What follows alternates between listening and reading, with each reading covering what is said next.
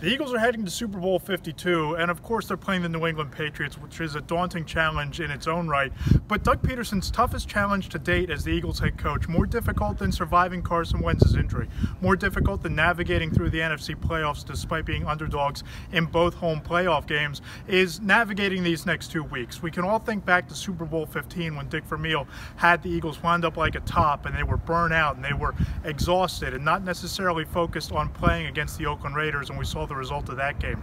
We saw 2005 in Super Bowl 39 where the Eagles weren't quite prepared for the extended halftime, for the lengthy day that it is going from the team hotel, waiting around to play in the game at 6:30 at night.